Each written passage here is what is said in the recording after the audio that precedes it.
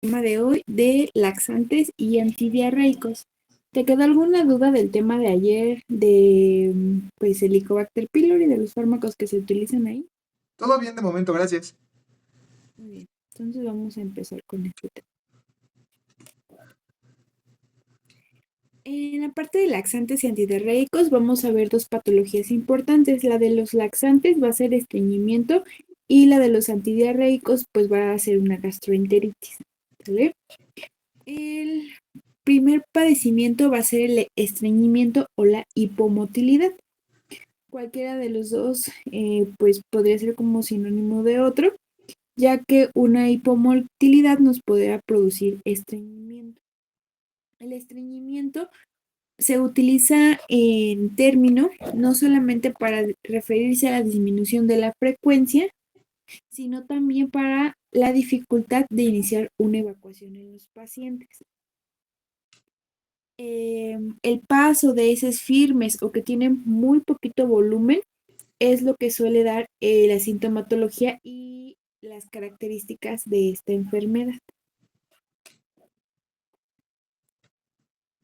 El estreñimiento puede definirse como la evacuación infrecuente, incompleta o difícil de las heces.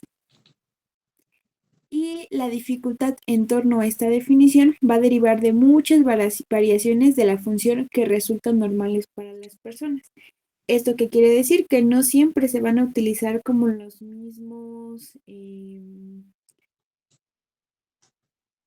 términos en los pacientes porque depende de cómo ellos tengan su tránsito intestinal adecuado.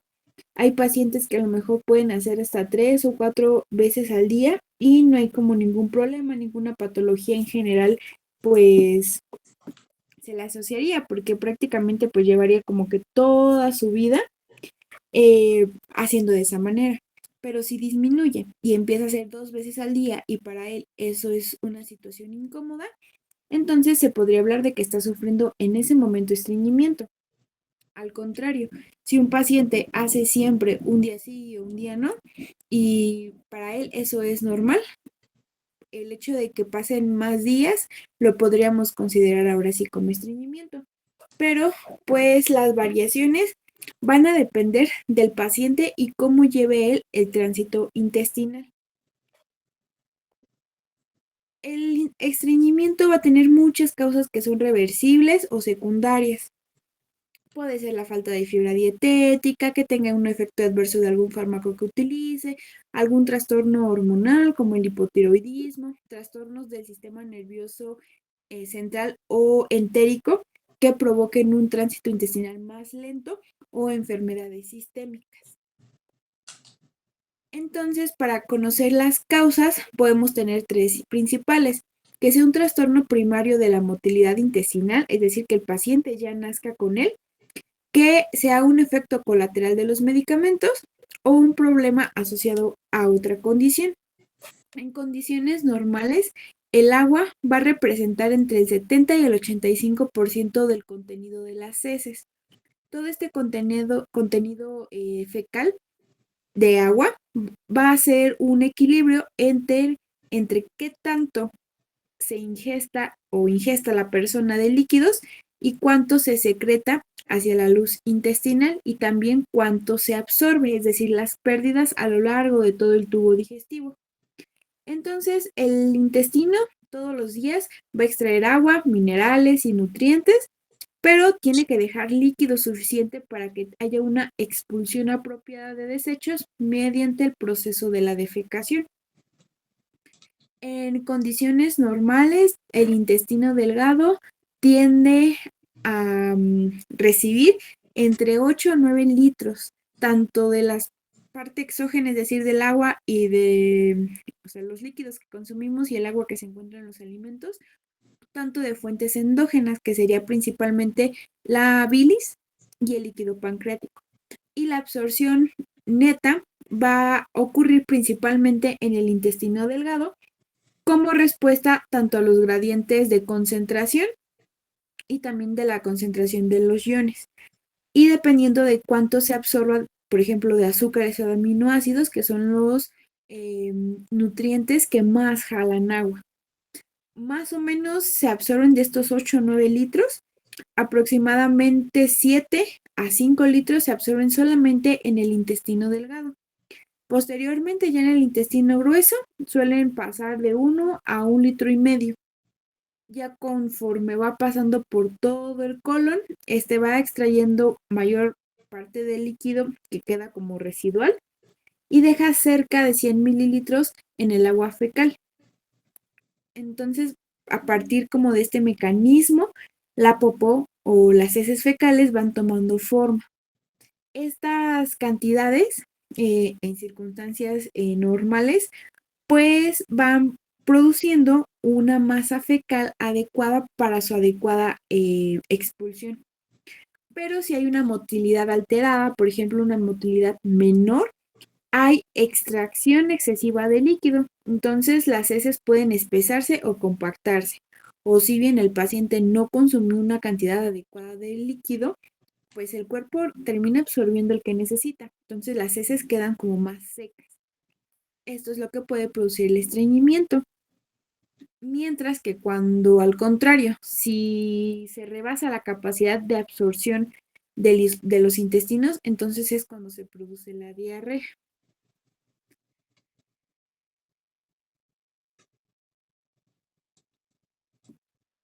Hay como varias subcausas de la producción del estreñimiento dependiendo de su causa principal. Por ejemplo, puede haber trastornos primarios de motilidad, que el paciente ya haya nacido, por ejemplo, con un síndrome de intestino perezoso en el cual hay una motilidad disminuida, o bien que ya haya nacido con un problema, por ejemplo, alteraciones en el sistema nervioso entérico que producen que no haya una buena contracción del intestino y las heces se acumulan y se absorbe más agua y puede producir estreñimiento. O simplemente la edad del paciente. Los pacientes con edad avanzada, de la tercera edad, más de 65 años, tienden a sufrir estreñimiento porque su intestino trabaja de manera más lenta y eso produce en ellos acumulación de las heces. Las heces se empiezan a acumular como en la región anal y se puede ir dilatando el intestino, pues provocando una impactación fecal. Eso también se considera como estreñimiento. Hay muchos medicamentos que producen estreñimiento, si no diríamos todos. Entre estreñimiento y diarrea son los efectos los efectos más comunes en los pacientes. Y los problemas asociados a otra condición, estos van a ser asociados a enfermedades adquiridas. Por ejemplo, pacientes con hipotiroidismo, todos los movimientos metabólicos en general están disminuidos. Entonces, si hay menos actividad tanto intestinal, hay mayor absorción de agua, provocando que las heces se sientan más secas y produciendo estreñimiento en los pacientes. Entonces, cuando nos llega un paciente con estreñimiento, no solamente tenemos que descartar situaciones fisiológicas, sino también si se asocia a otros síntomas, pues a lo mejor pensar en alguna otra enfermedad, algún otro síndrome que esté provocando estreñimiento. Muchos fármacos pues van a causar estreñimiento y ¿cuál sería el tratamiento? Pues quitar el fármaco para que mejore la parte de la función intestinal. Para corregir el estreñimiento tenemos varios fármacos, ¿vale? Estos fármacos se van a clasificar dependiendo de qué actividad tienen en el sistema nervioso, en el sistema digestivo, ¿sale? Hay compuestos que directamente están en la actividad luminal, por ejemplo, lo que sería como el psyllium plántago.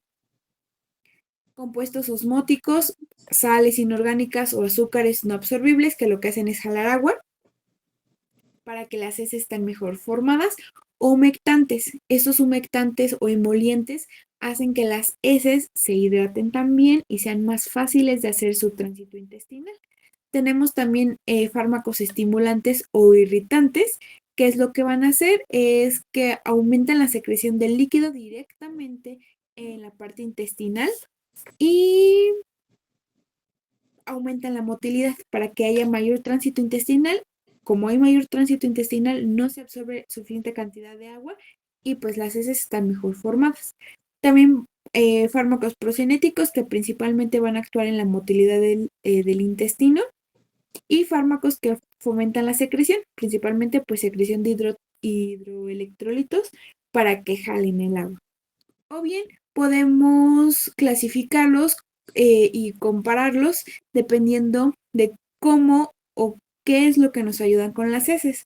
Por ejemplo, los laxantes formadores de volumen hacen heces que sean como que con mayor volumen, mayor cantidad, pues principalmente el psyllium, la metilcelulosa, el policarbonato, el salvado.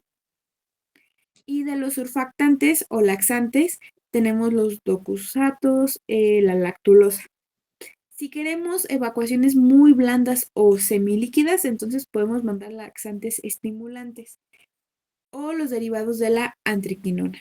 Y si queremos evacuaciones líquidas, se dan laxantes osmóticos o el aceite de ricino. Sobre todo los laxantes osmóticos se utilizan también para como que limpiar la zona del intestino cuando se van a hacer procedimientos endoscópicos para poder observar mejor las características del intestino grueso. Es como su principal función, pero pues también se utilizan en pacientes que tienen impactación fecal o estreñimiento. Vamos a ver entonces cada uno de estos fármacos.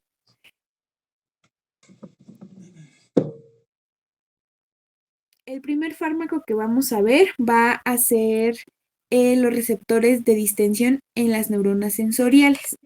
Ah, antes de ver los fármacos, se me pasó a decirte, es que antes de iniciar un medicamento en los pacientes y que lo hayamos valorado, tenemos que mejorar los factores internos y externos que podrían estarlo asociando a un estreñimiento. Tenemos que mejorar la cantidad de líquido que está tomando el paciente. Dependiendo de su peso, en general, el paciente tendría que consumir 2 litros a 2 litros y medio de agua al día. Esto nos va a ayudar con la formación de las heces. Y tenemos que mejorar como tal la fibra que los pacientes estén consumiendo, principalmente de alimentos ricos en fibra, como son las verduras, las frutas, algunos cereales.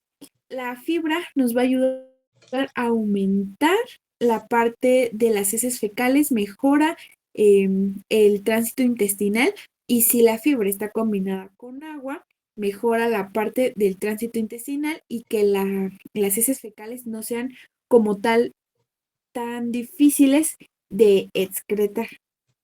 Si no funciona con esto, también le podemos dejar al paciente algunas medidas. Por ejemplo, que cuando una vez sienta el paciente las ganas de ir al baño, no las reprima, vaya inmediatamente al baño, que el paciente esté sentado como en un ángulo de 45 grados.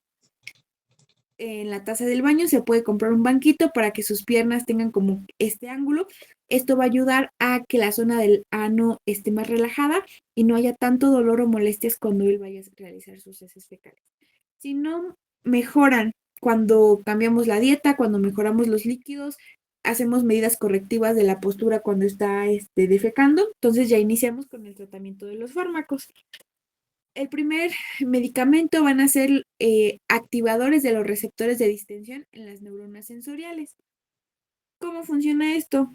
Con fibra, prácticamente fibra que viene de los alimentos, o bien podemos dar fibra externa. Lo más común que se da es el psyllium plántago, que pues prácticamente lo único que que es fibra que tenemos que diluir con este líquido. El paciente se la come, se la toma y eso mejora pues el tránsito intestinal. El volumen, qué tan blanda está las heces fecales y la hidratación de las heces depende del contenido de fibra del paciente. Entonces la fibra va a ser es como la parte del alimento que resiste la digestión enzimática y llega al colon sin cambios. Entonces, las bacterias que se encuentran en el colon fermentan la fibra en algunos grados y según su naturaleza química, la fermentación de esta fibra nos puede ayudar con que se produzcan ácidos grasos que van a ayudar con el movimiento de las heces sobre el intestino y también van a aumentar la masa bacteriana. La fermentación de la fibra puede reducir el agua que se encuentra en las heces, pero los ácidos grasos, como ya te había dicho, pueden tener un efecto que es procinético. Este efecto procinético ayuda a aumentar la motilidad intestinal y el aumento de la masa bacteriana va a ser lo que va a incrementar el volumen fecal. Sin embargo, la fibra que no se fermenta puede atraer agua y aumentar como tal el volumen fecal. Entonces, cuando el paciente ingresa o tiene una ingesta mayor de fibra y mayor cantidad de agua, hay pues prácticamente aumento del volumen fecal, acelera el tránsito y mejora mucho la parte del estreñimiento. Entonces, Decilium Plántago, que sería como el fármaco de primera línea para la parte del estreñimiento, se tiene que tomar el paciente de 2.5 gramos hasta 4 gramos, 1 a 3 cucharaditas más o menos, y tiene que ser con jugo de fruta, con azúcares para que mejore la fermentación. Efectos adversos, que si el paciente no consume una gran cantidad de líquidos, el paciente tiene hipomotilidad intestinal, se puede obstruir porque estamos aumentando las masas fecales, entonces se puede provocar una obstrucción. Formación de una masa, también el paciente puede tener distensión abdominal porque las bacterias cuando hacen todo este proceso de fermentación, pues sacan también gases, entonces el paciente puede sentir como mucha inflamación, puede sentir flatulencia. Eso sería como completamente normal. Y algo que también nos ayuda la fibra externa con los pacientes es que cuando aumenta la masa fecal, pues se agranda el intestino, aumenta como su distensión. Al distenderse, se activan los receptores de distensión que se encuentran en las neuronas sensoriales de la mucosa y al activar este proceso de distensión aumenta la motilidad intestinal y nos ayuda a que el paciente pues haga más rápido del baño. Ya después tenemos ahora sí los fármacos que se dan como tal. Siempre los fármacos de primera línea van a ser los que tienen una actividad osmótica. El más común va a ser el polietilenglicol de cadena larga. Las marcas comerciales se conoce más como Macrogol 3350 o como Contumax. Son como las versiones que más hay en el mercado.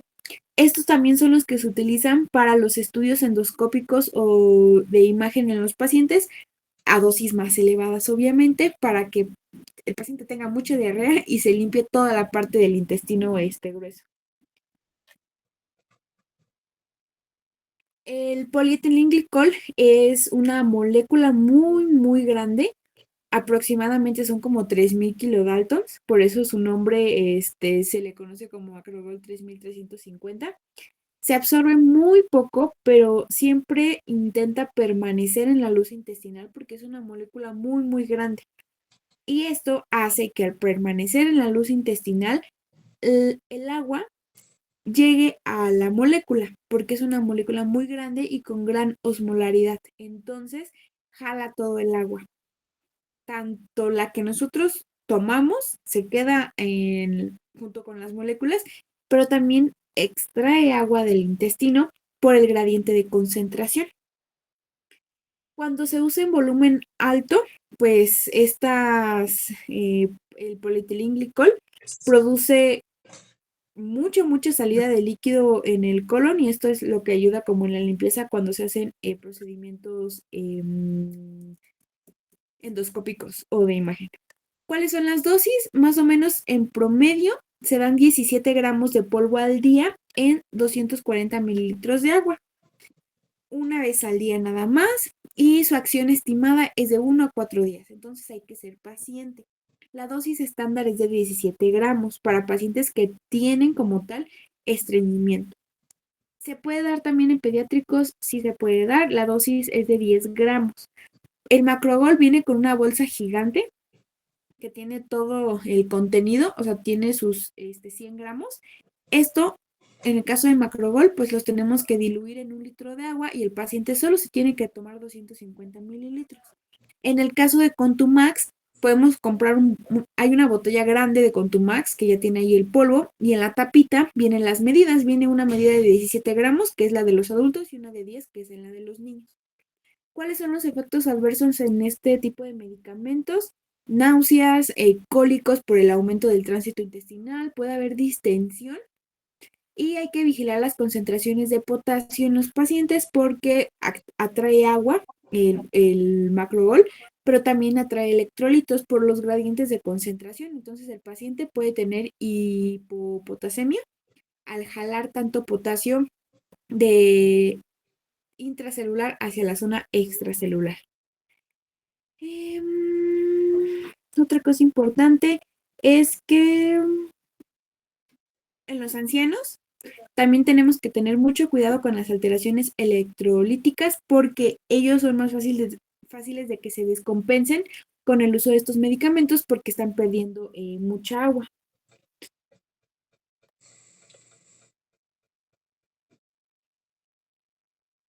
Después tenemos el medicamento que es la lactulosa. Este va a ser un disacárido, que es prácticamente pues un carbohidrato, que lo que va a hacer es que va a incrementar igual la presión osmótica dentro del colon, atrayendo agua y aumentando la cantidad de agua que nosotros estamos ingiriendo, evitando que se absorba. La lactulosa es un disacárido que se conforma de una galactosa y una fructosa, pero en el específico del fármaco está como unida de forma en el que no se puede romper con las disacaridasas intestinales, entonces permanece intacta en el intestino. Estos azúcares, porque no se pueden romper, no pueden absorberse en la luz intestinal, entonces se mantienen en la zona de, el intestino. Las bacterias sí pueden romperla, algunas partes de este carbohidrato, y lo que van a hacer es que lo van a hidrolizar hasta ácidos grasos de cadena corta, aumentando con esto así, como lo habíamos visto anteriormente, la motilidad del colon. Al aumentar la motilidad propulsiva colónica va a atraer más agua y no se va a poder absorber, aumentando pues las concentraciones de agua en las heces, mejorando así su, su consistencia. La lactulosa tiene más o menos un efecto igual de 24 a 48 horas, no es tan rápido, no es en el momento, igual hay que tenerle paciencia cuando se dan este medicamento. Se puede dar dosis de 15 hasta 30 mililitros por la noche y igual sus efectos adversos va a ser distensión, flatulencias, dolor abdominal, sobre todo por la parte de que las bacterias tienen como que esta fisiología de al romper la molécula, también secretan gases y eso es lo que produce la distensión y las flatulencias en los pacientes. Si no se ve un efecto después de las 48 horas, podemos dar otra dosis para que mejore su efecto. Pero en general los pacientes suelen pues iniciar como con su proceso de defecación después de las 48 horas una vez que se dio el medicamento. Otro como otra patología en la cual se puede utilizar la lactulosa es también para la encefalopatía hepática. Lo que pasa en los pacientes con enfermedad hepática grave es que ellos no pueden eliminar el amoníaco porque el hígado no funciona. La mayor cantidad de amoníaco viene del colon. ¿Por qué? Porque las bacterias empiezan con su metabolismo y otro de sus una de sus moléculas que excretan cuando se hace la ruptura de algunas proteínas en la zona del intestino, pues es el amonio. Cuando el amoníaco empieza a aumentar sus concentraciones en sangre, pues el paciente es como si se intoxicara y le da algo que se conoce como encefalopatía hepática. Lo que hace cuando se administra la lactulosa es que las bacterias, en vez de romper, pues como tal, los otros compuestos, intentan romper la lactulosa y ya no se forma el amoníaco. Entonces mejora como la cantidad, los efectos en estos pacientes cuando tienen encefalopatía hepática. Pero pues también podría ser una opción para el estreñimiento. Después tenemos los estimulantes que son de las neuronas sensoriales de la mucosa. Este tipo de medicamentos o laxantes estimulantes van a ser el bisacodilo, el picosulfato de sodio y la cena.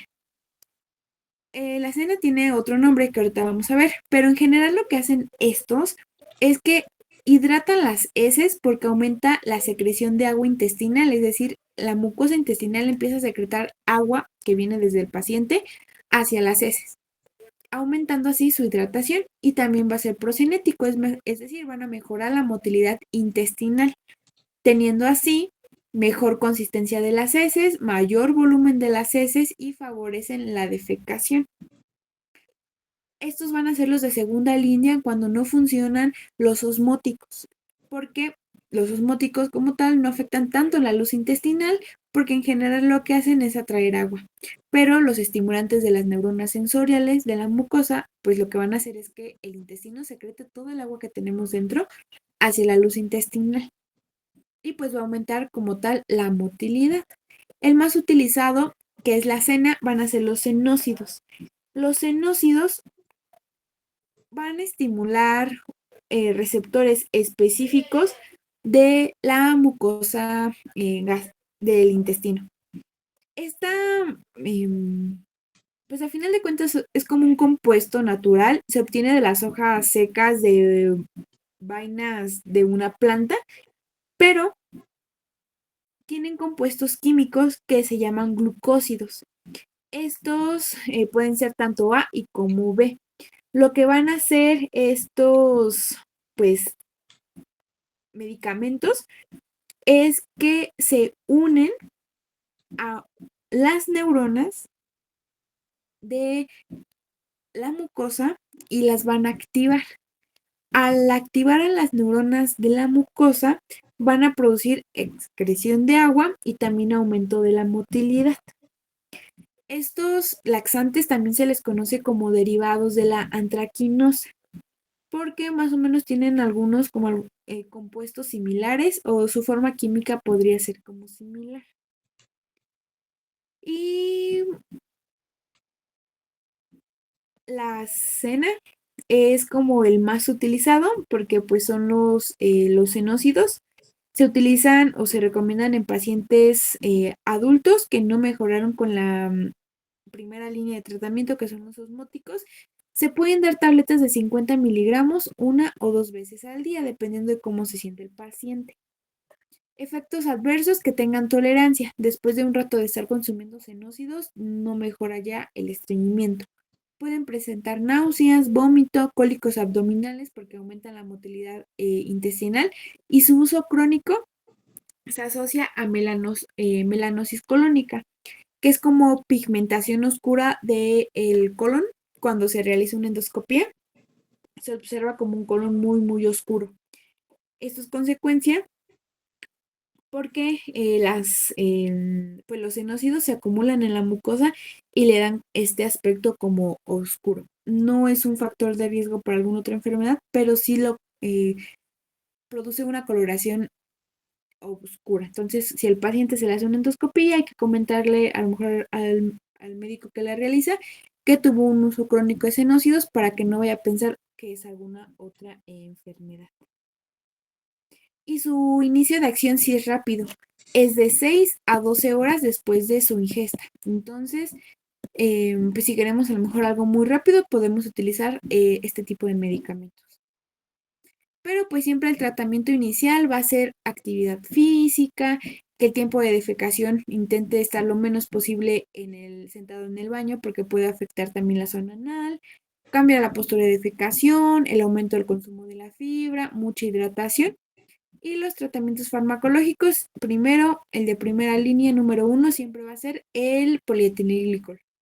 Después tenemos la lactulosa, y el sorbitol. Y por último tenemos los laxantes estimulantes o senócidos como el picosulfato.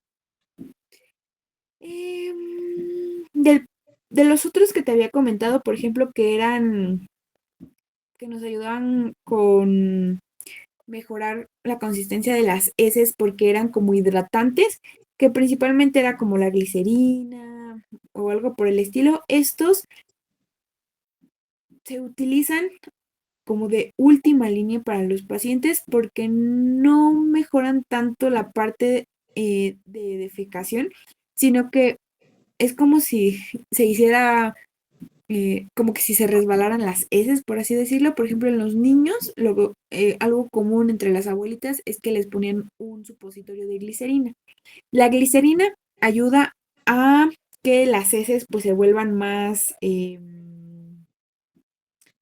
¿cómo decirlo? Como más fáciles de sacar porque se hidrata la zona del canal anal, pero el hecho de poner un objeto extraño en la zona anal va a provocar dilatación y distensión pues, de la zona rectal para que pueda haber como un efecto de propulsión para que así salga las heces.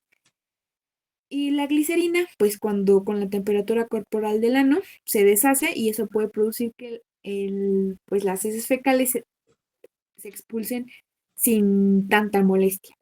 Pero como tal, pues no mejora el estreñimiento como tal. Su acción, pues sí es rápida, ¿no? Puede ser de 5 hasta 30 minutos, pero pues en general no se recomienda. ¿Alguna duda de estreñimiento? Todo bien de momento, gracias. Muy bien, entonces vamos con el otro tema.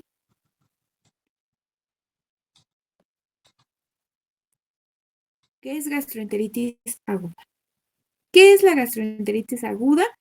Va a ser una diarrea que se define como el aumento de contenido líquido, ya sea tanto de volumen o frecuencia de las deposiciones. Es decir, aquí vamos con lo mismo, que sea mayor a la habitual.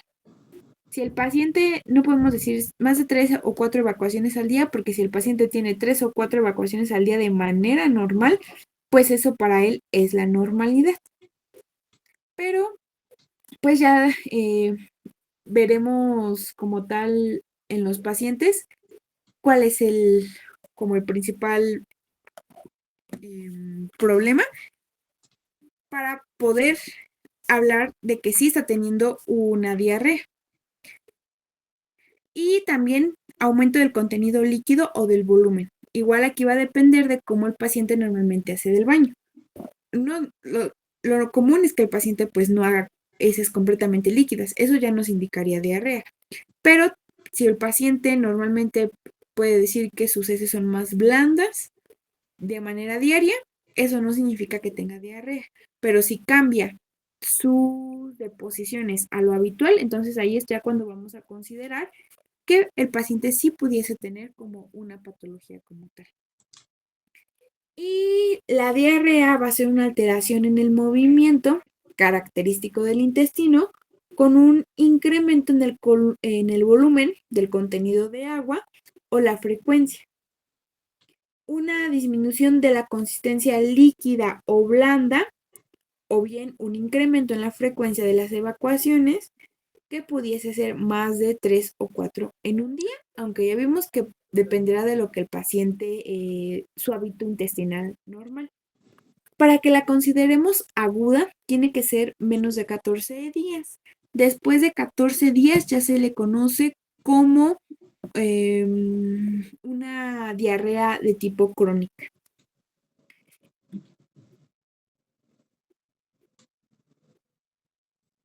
¿Cuál va a ser la fisiopatología de la diarrea en los pacientes?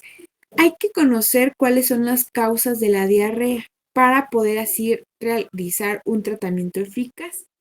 La diarrea puede producirse por un aumento de la carga osmótica, es decir, que hay algún compuesto químico en el intestino que está provocando o esté jalando mayor cantidad de agua y eso es lo que produce la diarrea, porque ocasiona retención de agua en la luz intestinal. O puede haber una secreción excesiva de electrolitos y agua hacia la luz intestinal, muy común en algunas enfermedades por bacterias, porque tienen receptores en la membrana intestinal que los activan por toxinas, aumentando la secreción de agua y de electrolitos. O bien que haya exudación de proteínas o líquido desde la mucosa. Esto igual consecuencia de algunas bacterias que tienen en la luz intestinal pues receptores que suelen como tal activar las lesiones en la mucosa. O también por alteración en la motilidad intestinal. Cuando la motilidad intestinal es muy rápida, no alcanza el intestino como tal a absorber todo el agua que se encuentra en la zona. Entonces lo que va a producir es que prácticamente así como el agua entre, salga, por así tanto movimiento intestinal. Esa también puede ser una causa. ¿Cuáles son las causas de aumento de la motilidad intestinal? También puede haber infecciones, consecuencia igual de toxinas bacterianas, alteraciones por parásitos, también por fármacos que aumentan la motilidad intestinal o la motilidad en general y pues ataca el intestino y eso produce diarrea. O que produzcan un tránsito rápido. Y eso quiere decir que tenga menor absorción de líquido. ¿Cuáles van a ser las causas principales? Vamos a tener causas infecciosas y no infecciosas. Las infecciosas principalmente virus, bacterias, protozoarios, parásitos, hongos. Y no infecciosa, pues efectos adversos de los medicamentos, enfermedades gastrointestinales como el síndrome de colon irritable o alteraciones endocrinas como el hipertiroidismo que suele producir diarrea. El hipertiroidismo, pues, es una enfermedad endocrina que ya, me parece que sí ya la vimos, que aumentaba como toda esta parte del metabolismo general y también aumenta el movimiento intestinal produciendo diarrea. Hay dos características de la diarrea. Puede ser acuosa, es decir, que sea predominantemente de tipo líquido, o que sea disenteriforme, es decir, que presente sangre y moco. Dependiendo de cada una de estas, va a ser el tratamiento farmacológico que se le va a dar en los pacientes. ¿Cuáles van a ser las bacterias más comunes en los pacientes? Vamos a tener a E. coli, tenemos a Shigella, a Campylobacter jejuni, tenemos a Salmonella, a Yersinia, a Vibrio cholera.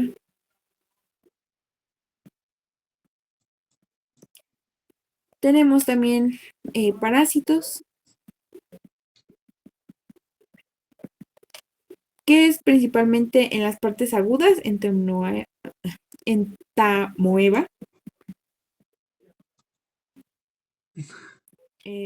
Tenemos a Giardia. Y de hongos tenemos al más común, a Candida. Candida albicans. Sin embargo, siempre la causa número 1 de diarrea en pacientes va a ser de tipo viral. ¿Cuál es el virus más común que puede dar en los pacientes diarrea? Rotavirus. Adenovirus también.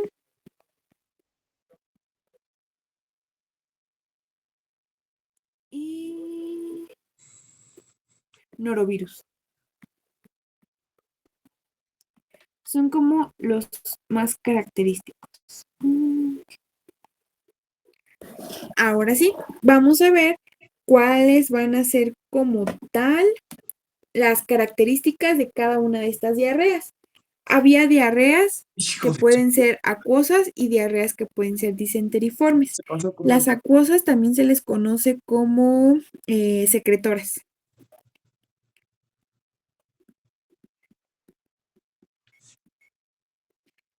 Las secretoras van a ser causadas directamente por daño a la luz intestinal.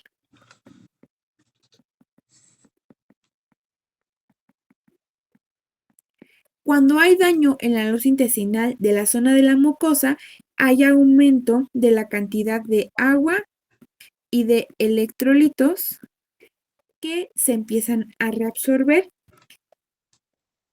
porque pues no funciona la luz intestinal. En la luz intestinal, no sé si ya lo hayas visto en fisiología, tenemos criptas y en estas tenemos microvellosidades. Las microvellosidades van a ser las encargadas de la absorción tanto de agua como de los nutrientes, porque en todas estas microvellosidades ahí se van a encontrar los transportadores de los electrolitos y de los lípidos, de los carbohidratos, etc. Cuando hay daño en la luz intestinal, esto se destruye.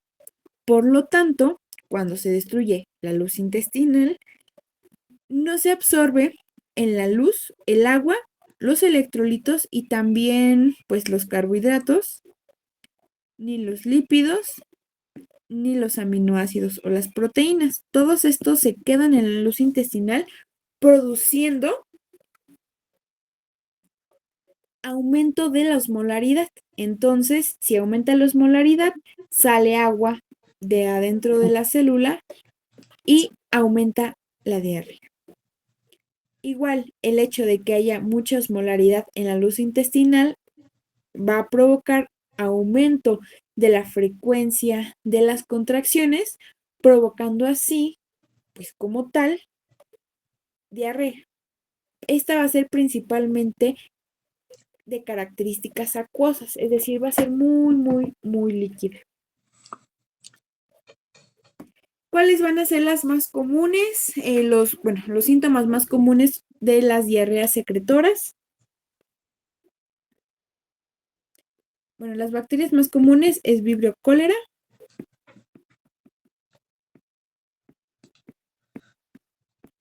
rotavirus y E. coli.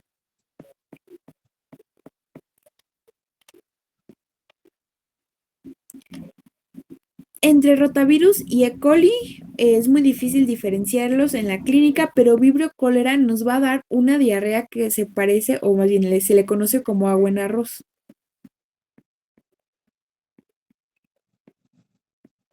Ese sería como el diagnóstico diferencial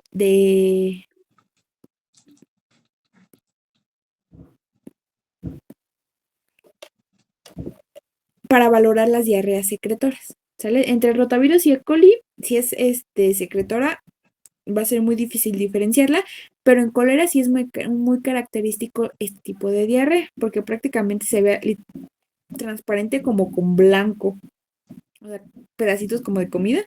Eso es como la característica de agua en arroz. Y por otro lado tenemos diarreas que son disenteriformes o que también se les conoce como inflamatorias.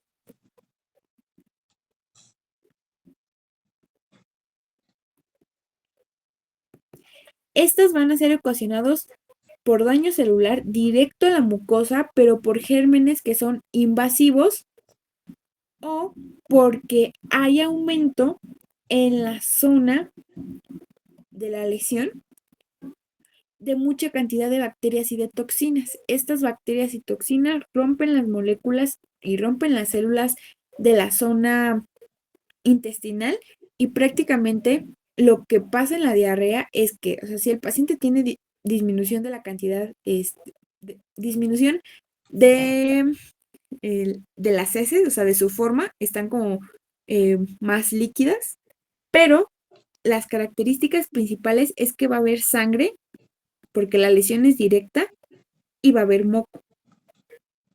¿Por qué moco? Porque es prácticamente la mucosa que está dañada del intestino, la cual está pues rompiéndose y saliendo por medio de las heces.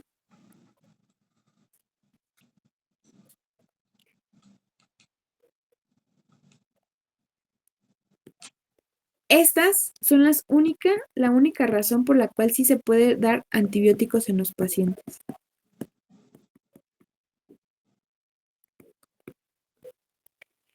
¿Cuáles van a ser o cuál es la clínica de una gastroenteritis aguda?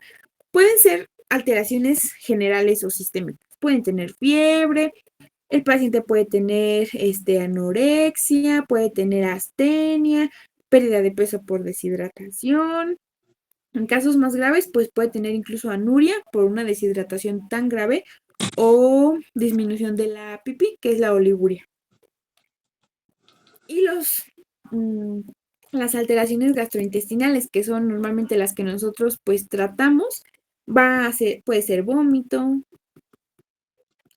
puede ser fiebre, puede ser náuseas. El paciente puede tener pujo o tenesmo.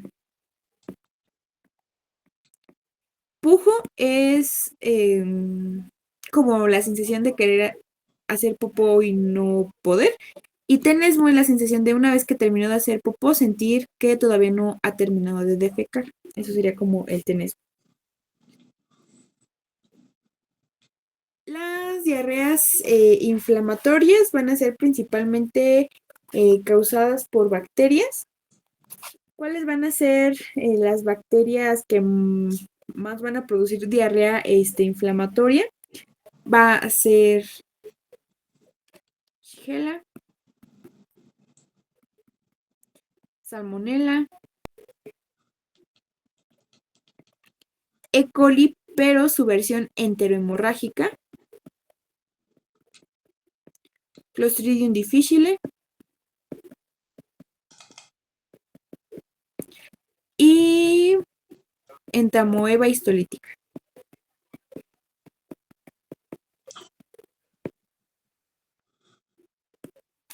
Serían como los principales. Y si los vemos uno por uno para ver como cuál es su característica de diarrea, hay algunas que van a tener como características similares, pero pues sí podríamos como clasificarlas dependiendo de lo que producen. El número uno siempre, siempre, siempre va a ser el rotavirus. Lo más común que tengan los pacientes con rotavirus va a ser vómito inmediato, diarrea líquida, puede tener fiebre, pero nunca va a ser fiebre persistente y va a durar de 4 a 7 días y posteriormente se autolimita, ya no sigue evolucionando en el paciente. ¿Cuáles son los pacientes que tenemos que tener cuidado con el rotavirus? Pediátricos, porque se suelen deshidratar. El rotavirus va a ser la principal causa de diarrea en pacientes menores a 1 año y de 1 año a 4 años.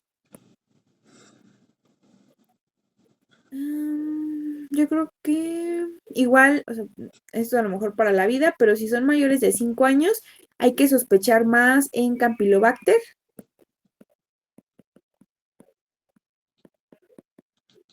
y en Salmonella. Y en último lugar, rotavirus. Pero en rotavirus en niños tiende a ser de 1 a los 4 años la causa más común. Y el rotavirus, pues sí está en la cartilla nacional de vacunación. Entonces, pacientes que no estén vacunados contra el rotavirus tienden a presentar mayor cantidad de diarrea, mayor probabilidad de infección y mayor probabilidad de deshidratación. Entonces, después del rotavirus tenemos a E. coli. E. coli igual la versión como base de la E. coli, sin que sea como enterohemorrágica o enterotóxica, que es otra de sus versiones, nos tiende a dar diarrea líquida.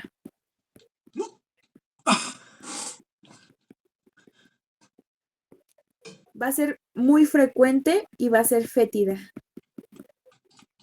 No tiene sangre. Y algo característico del paciente es que aquí sí va a haber un estado general afectado. Pueden tener astenia, adinamia, anorexia y suele autolimitarse de 5 a 10 días. Después tenemos Shigella. La Shigella predomina en pacientes de más o menos 1 a 4 años No es la más común, pero suele aparecer. Y esta es prácticamente la característica del síndrome disentérico. Son evacuaciones muy numerosas, puede ir de 5 hasta 30 evacuaciones diarias, provocando deshidratación en los pacientes. Tiene mucho moco y sangre. El paciente presenta pujo, presenta tenesmo, presenta fiebre, vómito y en casos en los que tienen muchas evacuaciones pueden tener letargo. El letargo es como somnolencia, no reaccionan como tan fácil a los estímulos, es principalmente causado por la deshidratación y si no les damos tratamiento se puede autolimitar de 2 hasta 15 días, pero este es uno de las bacterias a las cuales sí le tenemos que dar antibiótico. Después tenemos a Campylobacter jejuni.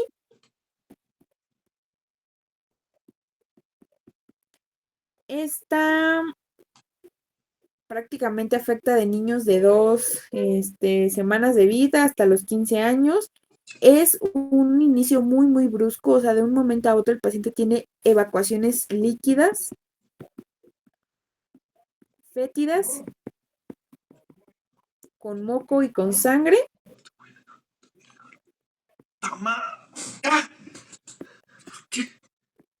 Y tienen un dolor que va más o menos en la zona como periumbilical.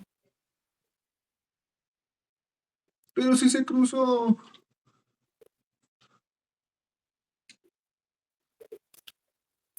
Y después tenemos a la salmonela. La salmonela principalmente va a ser vómito, mucho vómito, evacuaciones líquidas con moco, puede tener o no sangre, igual se autolimita de 3 a 10 días.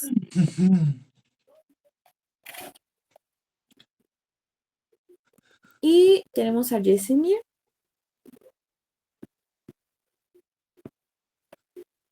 Es común en pacientes menores de 4 años. Tienen fiebre continua, tienen vómito, mucho dolor abdominal, pero algo característico es que presentan, si les hiciéramos una tomografía, una adenitis mesentérica. Entonces el dolor en estos pacientes se podría asemejar a una apendicitis. Entonces este podría ser como un diagnóstico diferencial.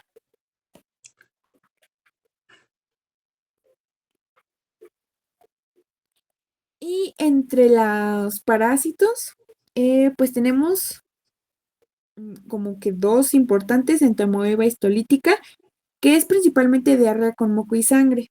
Pero también tenemos a Giardia. Una característica importante de Giardia, a lo mejor lo ves en Bacter, es que presenta flatulencias, mucha distensión abdominal, náuseas,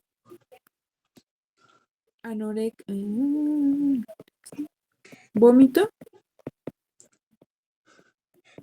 pero las heces suelen ser ácidas, produciendo mucha irritación en la zona del pañal del paciente. Entonces podría ser como una característica importante para hacer el diagnóstico diferencial. Si el paciente tiene diarrea, flatulencias, náuseas, heces que huelen muy mal y que son como ácidas, podríamos pensar entonces en una Giardia.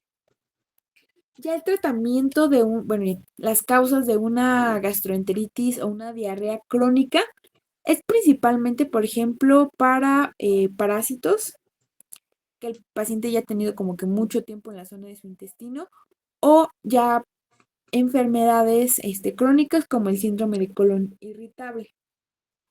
Casi siempre las diarreas antiinflamatorias sí necesitamos darle tratamientos antibióticos en los pacientes porque no suelen autolimitarse y pueden producir mucha deshidratación por el número de heces que pueden tener en un día los pacientes.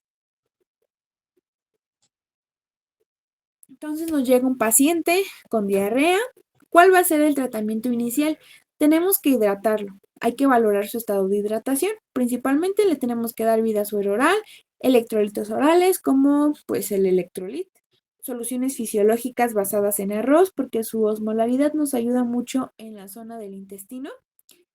Y una vez que ya tratamos como la parte de la hidratación y no mejora el paciente o se asocian algunos otros pues características en el paciente, por ejemplo, náuseas, vómito, etcétera, es ya cuando iniciamos el tratamiento farmacológico como tal. Este se va a reservar a los Sí, diga. pacientes que ya tienen síntomas persistentes o Yo significativos estoy o en ahorita, ¿qué pacientes pasó? que presenten diarrea con moco y ¿Qué sangre pasó? o que tengan alteraciones sistémicas. Empecé un poquito antes que yo. ¿Cuáles van a ser pues las indicaciones de que demos tratamiento Ahorita llego. antibiótico en los pacientes? No a todos se les va a dar. Ya te había adelantado que pues hay que darlo en pacientes que, por ejemplo, tienen diarreas disenteriformes, pero no van a ser las únicas razones por las cuales podamos dar antibióticos.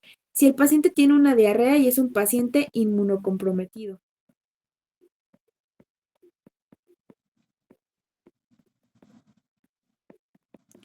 ¿Quiénes son inmunocomprometidos? Pacientes que tienen VIH, pacientes que tienen cáncer, pacientes que tienen ya deficiencias de nacimiento del sistema inmune, sí se les tiene que dar tratamiento.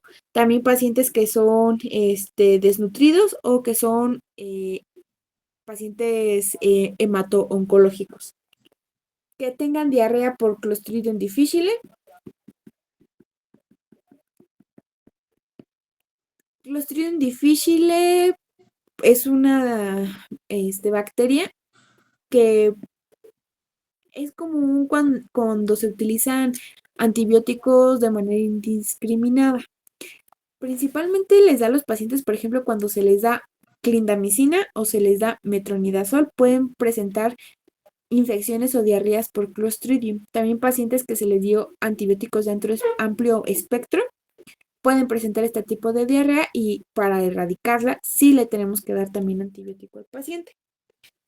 Que tengan pues las evacuaciones, ya habíamos visto disenteriformes, que tengan cólera, porque pues se van a deshidratar con tantas evacuaciones al día, o que tengan datos de sepsis. Que sepsis es como una infección sistémica generalizada, donde la infección no solamente se autolimita ya a la parte gastrointestinal, sino que ya entró al torrente sanguíneo. Entonces, en estos casos, a los pacientes sí les vamos a dar pues medicamentos antibióticos.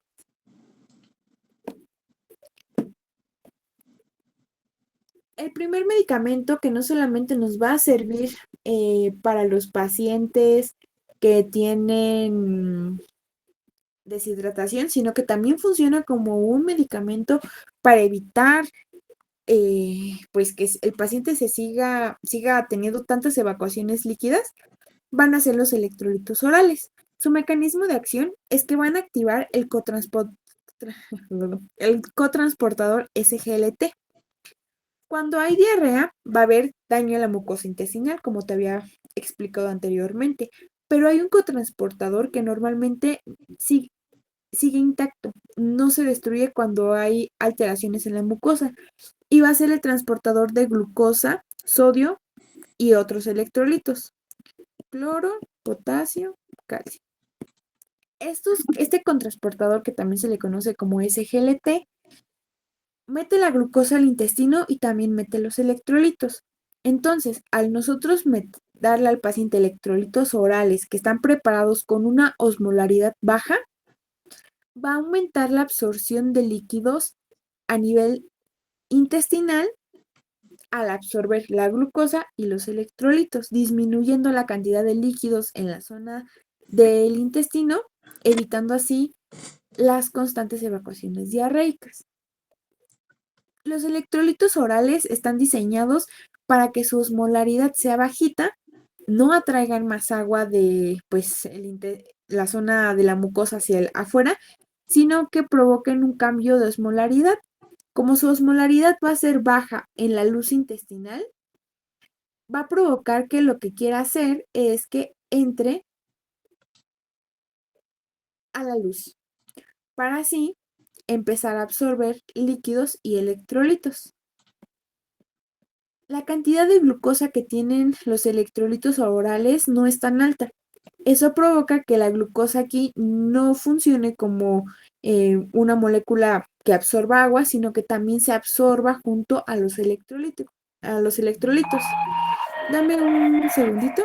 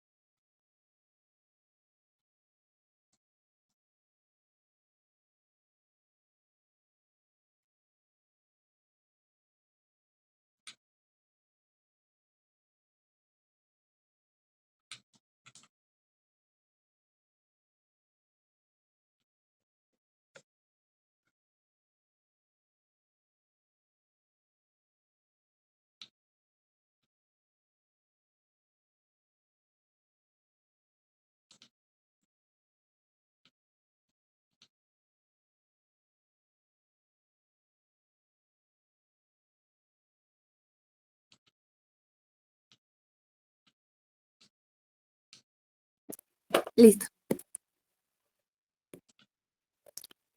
Entonces, cuando se activa este cotransportador de electrolitos y de glucosa, también disminuye pues la cantidad de moléculas que hay en el intestino y eso evita que siga atrayendo agua y que se siga secretando, provocando pues la diarrea. Entonces, cuando se inactiva esta parte, se absorbe glucosa, se absorben electrolitos, mejora la hidratación del paciente porque se absorbe mayor cantidad de estas moléculas y también evita que haya tanta agüita en la luz intestinal, que es lo que provoca la diarrea.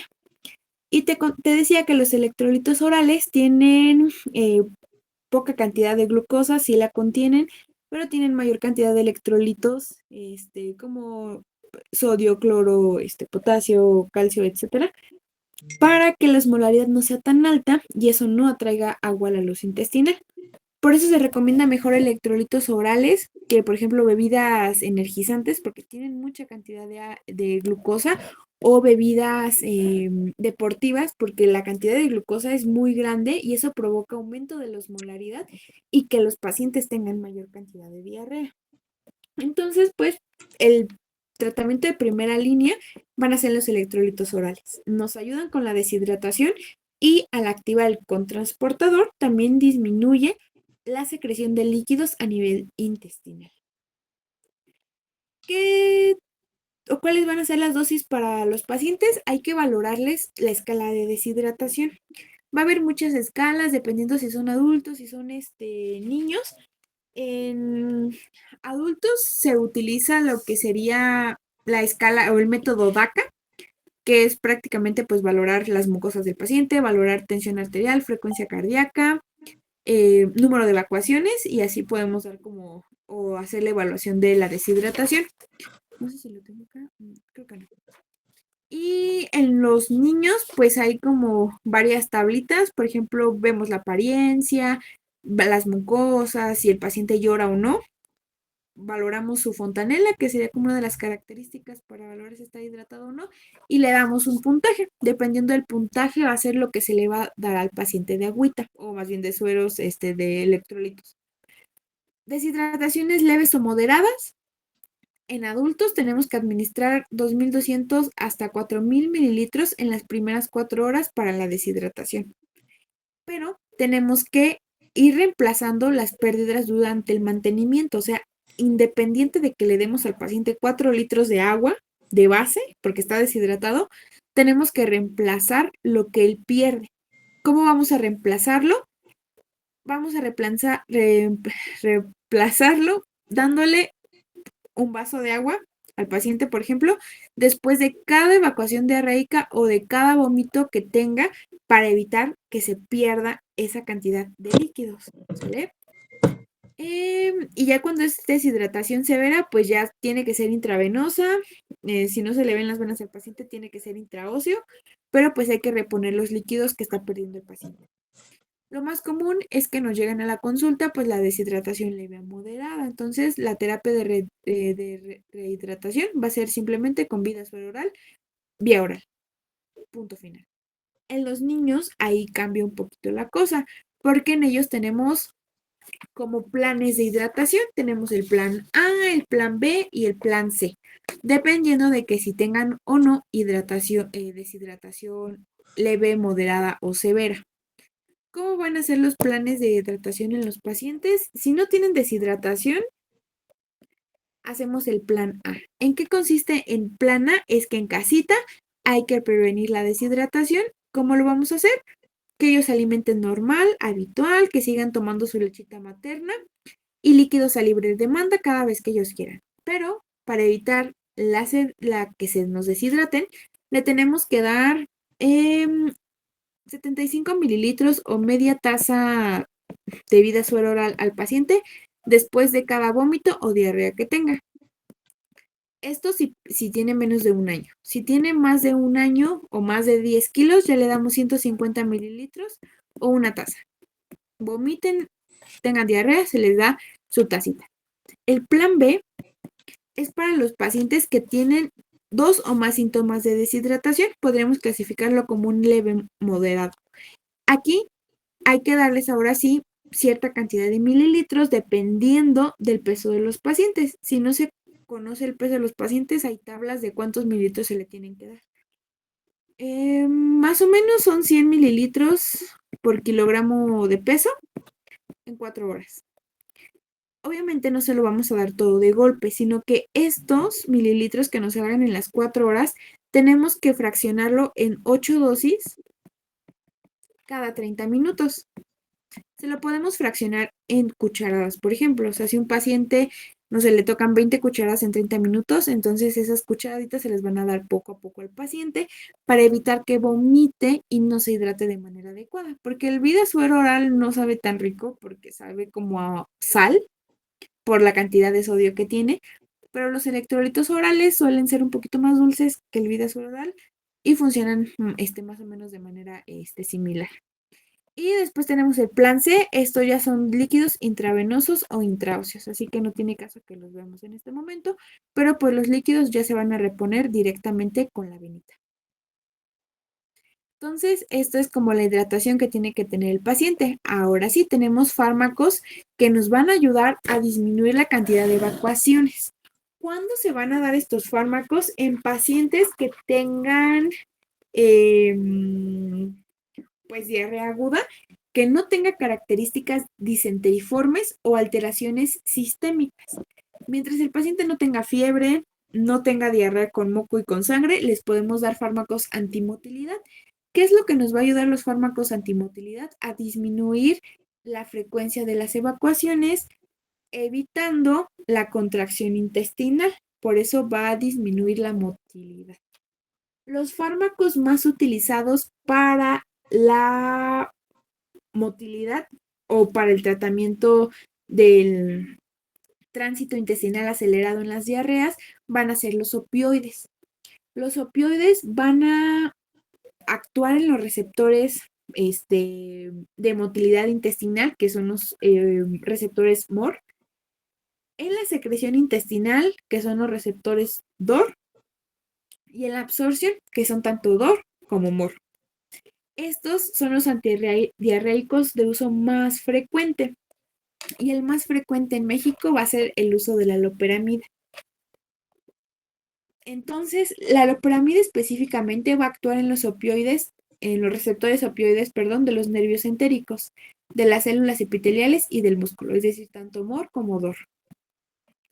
Disminuyendo entonces la absorción, más bien, aumentando la absorción y disminuyendo la secreción intestinal y disminuyendo la motilidad. La loperamida va a actuar directamente en los músculos circulares y longitudinales del músculo, en el receptor opioide, que va a inhibir la peristalsis, por lo tanto, va a prolongar el tránsito intestinal. Al prolongar el tránsito intestinal, va a haber mayor cantidad de absorción de agua, reduciendo el bolo fecal y aumentando la viscosidad. También va a evitar la pérdida de los fluidos y electrolitos porque va a aumentar la absorción de líquidos y va a evitar la secreción intestinal también de los líquidos. Y aumenta el tono del esfínter anal, evitando, por ejemplo, pérdidas de heces fecales en los pacientes. Porque a veces los pacientes cuando tienen mucha diarrea pueden tener pérdidas porque pues el esfínter anal normalmente está contraído, pero cuando son líquidos es muy fácil que se dilate por las características de la diarrea, que es más irritante, se abra y el paciente pueda tener pérdidas o incontinencia fecal. En el caso de la loperamida, en específico, vamos a tener que es un fármaco, o sea, hasta 40 o 50 veces más potentes de la morfina. ¿Por qué su uso es principalmente gastrointestinal? Porque no va a penetrar o va a penetrar muy poquito en el sistema nervioso central, por lo tanto no va a tener tantos efectos adversos como los otros opioides. Aumenta el tiempo de tránsito por el intestino desde la boca hasta el ciego.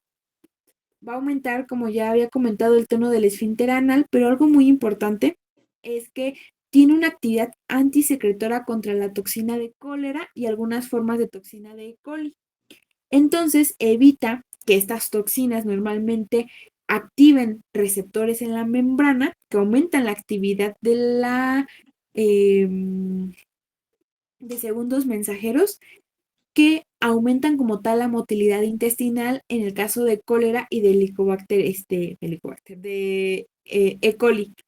Eso va a producir que al competir con la zona del receptor de estas bacterias, evita que en el caso de la cólera y de E. coli no haya tanto tránsito intestinal. Entonces, podría ser como un tratamiento adecuado si pensamos que sí es una diarrea muy secretora, como es el caso de Salmonella y el caso de Helicobacter pylori. ¿Cuáles van a ser las dosis de loperamida? Iniciamos con una dosis general de 4 miligramos y vamos a ir seguidos de dosis de 2 miligramos, pero tiene que ser más o menos cada 6 a 8 horas. Es lo que lo podemos dar en los pacientes. Pero el uso se va a limitar en las primeras 48 horas iniciada la diarrea. Si el paciente llega después de 48 horas, ya no se recomienda el uso de loperamida. ¿Sale? Y mientras el cuadro no sea de tipo disentérico. Va a tener una concentración de plasma más o menos de unas 3 a 5 horas, una vida media o una media de 11 horas y se va a someter a un metabolismo hepático extenso. Las dosis de loperamida en niños se recomienda que sea después de los 2 años. Antes de los 2 años no se les puede dar loperamida a los pacientes. De 2 a 5 podemos dar igual 3 miligramos. Entre los 6 y 8 se pueden dar 4 y ya a partir de los 8 y 12 años ya podemos dar la dosis de 4 miligramos seguida por 2 miligramos cada 8 o 6 horas. La loperamida también es un tratamiento auxiliar en muchas formas de diarrea crónica, por ejemplo, el síndrome de intestino corto. Es, pues, como su nombre lo dice, se le resecciona una parte del intestino al paciente, queda con menos metros como de absorción intestinal porque pues hay menos intestino y esos pacientes pueden tener diarreas crónicas. Entonces se les puede dejar loperamida para que haya menor cantidad de tránsito intestinal y mejor absorción de agua. Y en general pues es un medicamento que puede tener efectos adversos, principalmente va a ser el de la constipación, o sea, los pacientes se pueden estreñir. Como sus efectos adversos en el sistema nervioso central son poquitos porque no se absorbe tanto, pues podemos tener mareos nada más y náuseas. Y los calambres abdominales van a ser principalmente por espasmos musculares al disminuir el movimiento intestinal por su mecanismo de acción. Después tenemos a las encefalinas. Estos también van a ser como de la familia de los opioides, pero son opioides endógenos, es decir, los produce directamente nuestro sistema entérico. Y son neurotransmisores directamente usados por las neuronas que se encuentran en la zona del intestino. Lo que van a hacer es que inhiben la secreción intestinal, pero no afectan la motilidad. Y el más utilizado es el resecadotrilo. ¿Cuál es su mecanismo de acción? El resecadotrilo es un profármaco. Cuando lo ingerimos se convierte en rapidez en un tiórfano.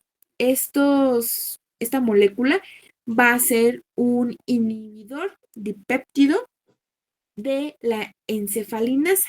La encefalinasa es una enzima que rompe las encefalinas. Al inactivarla, va a haber mayor cantidad de encefalinas y esto es lo que va a producir su actividad de inhibición de la secreción intestinal. Este no afecta al sistema nervioso central, por lo tanto es muy seguro en los pacientes y al inhibir pues la degradación periférica de la encefalina, va a potenciar el efecto de las encefalinas endógenas, activando los receptores MOR del intestino para ejercer un efecto antidiarreico. Y su acción predominante va a ser como antisecretor, es decir, va a evitar que se escape mucha agua y electrolitos de la zona de la mucosa. Y además de las encefalinas, los sustratos de ese tipo como de medicamentos nos va a ayudar también al neuropéptido Y, que nos ayudaba con la parte de la alimentación. Y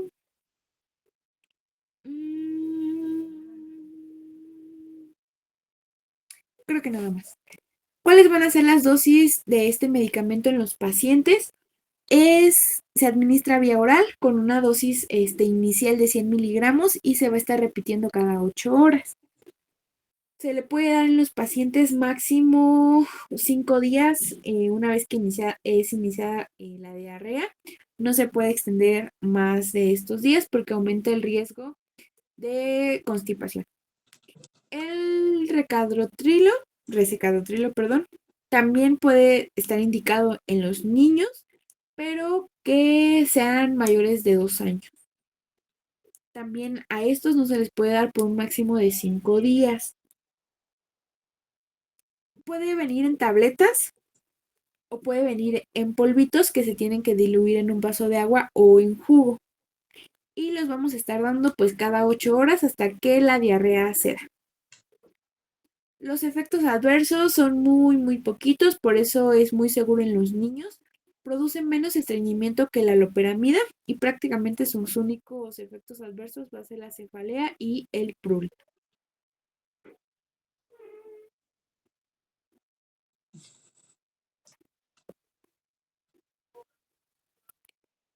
Otros medicamentos que se pueden dar en el caso de las diarreas agudas, pero que no son los de primera línea, que no se recomiendan, por ejemplo, en las guías de práctica clínica de asociaciones de gastroenterología o en la guía de práctica clínica, que es la que nos rige aquí en México, son el ocrótido, que es un análogo de la somatostatina. Este inhibe la diarrea porque va a inhibir la secreción pues de la somatostatina y de varios péptidos gastrointestinales. Entonces, lo que va a provocar es que haya efectos tanto locales como de manera general.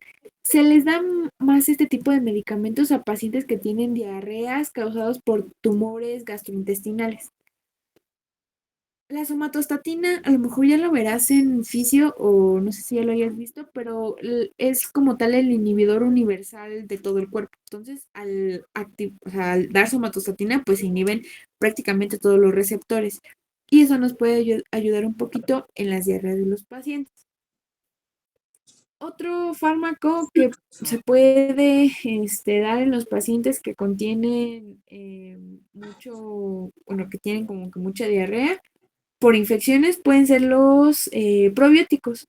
Estos nos ayudan a mejorar la microbiota intestinal en los pacientes, Al aumentar como la microbiota buena en los pacientes enfermos, lo que pasa es que disminuye la cantidad de bacterias, pues malas, por así decirlo, mejorando el tránsito intestinal, hay mejor formación de las heces fecales e incluso hay bacterias buenas que se comen a las bacterias malas, por así decirlo, y eso mejora como la microbiosis.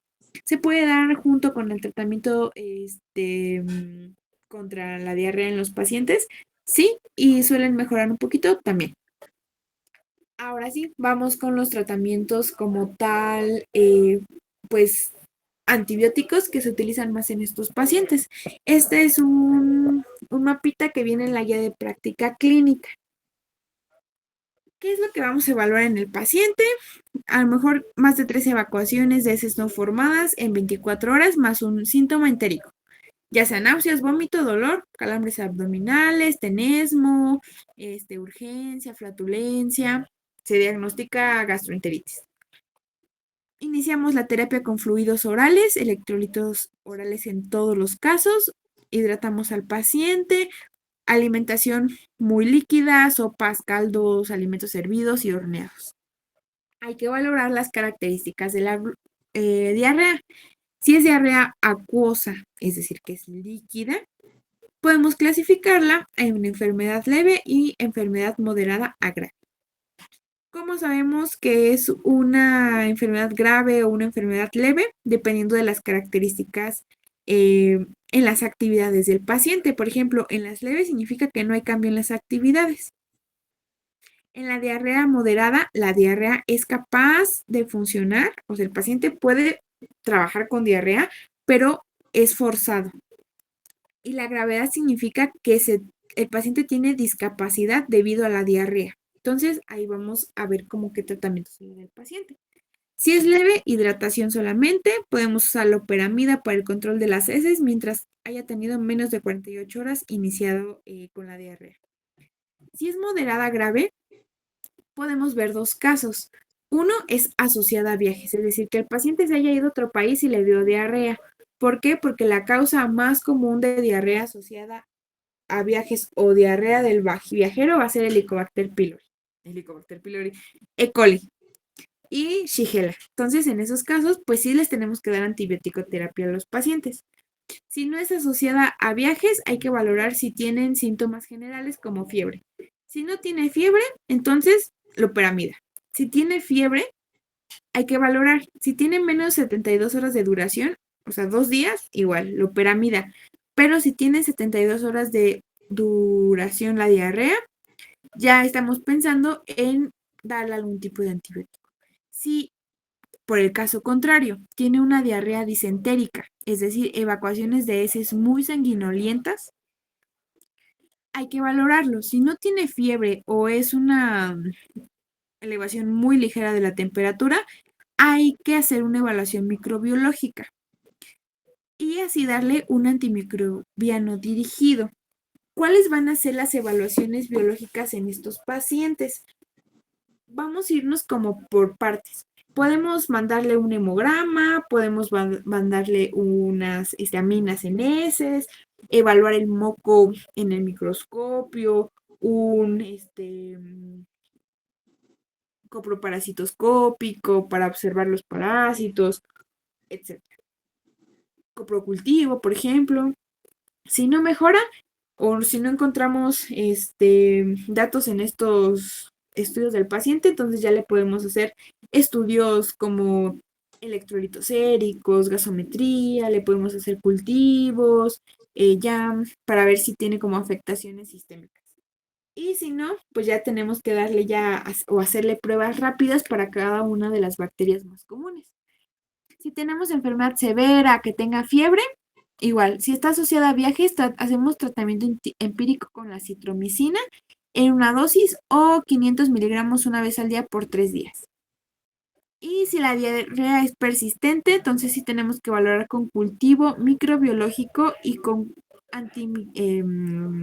hacerle un estudio de los antibióticos, antibiograma, para valorar cuál es la resistencia que pudiese tener la bacteria en el paciente. Dependiendo de la causa, tenemos medicamentos de primera elección en cólera, doxy, acitro, ciprofloxacino, en shigella, ciprofloxacino, ceftriaxona, en amibas, metronidazol, giardias, metronidazol, campylobacter, acitromicina. Lo que más se repite va a ser la citromicina y el ciprofloxacino. Entonces, los macrólidos para diarreas y las fluoroquinolonas para, igual, diarreas. Ahora sí vamos a ver como cada uno de los fármacos. ¿Qué son los macrólidos? Van a ser antibióticos que van a inhibir la síntesis de proteínas, pero que dependen del ARN en la etapa de elongación de la cadena.